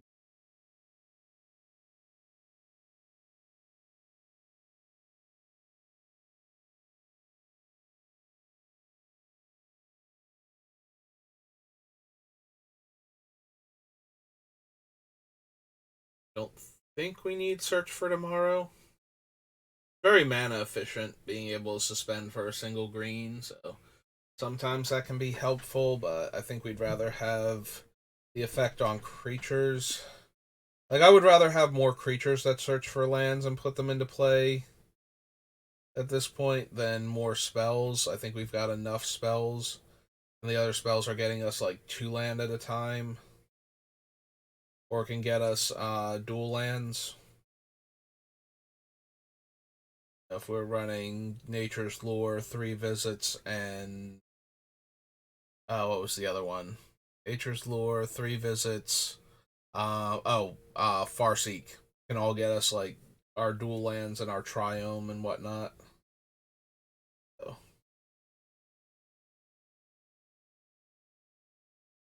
hey, let's finish the last few cards from this set.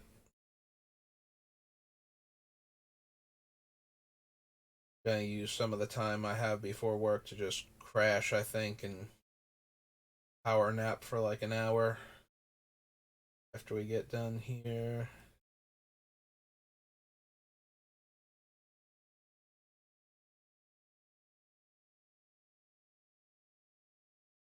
Sudden spoiling. It's mildly tempting because it turns combat against our creatures into an absolute slaughter. Like, our opponents' creatures lose all of their abilities and become O2s, and now they're blocking, like, infect creatures, so even if they're small, they might still die from the -1/-1 counters. Deck does not need to ferry.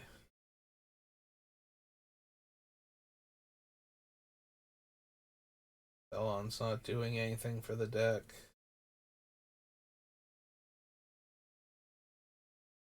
Yarrow Bees, Urborg, Siphon Mage, Factory, nope. Suvanet, Shapeshifter, no. And nope. Okay. So yeah, that's gonna do it for me. I need to take a little break before I go into work so that I'm refreshed and ready. Thanks for watching. Hopefully, I don't know if I'm going to stream it all tomorrow. Tomorrow we have to, like, I would already have to be at work tomorrow by now and have been at work for like an hour or so. So that's like really eats into the time that we have. So I don't think so.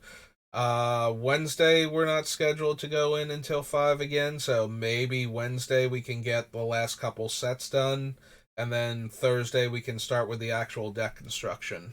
But that's gonna do it for now, so thank you for watching. I hope you've enjoyed building Yarok with me, and I will see you next time.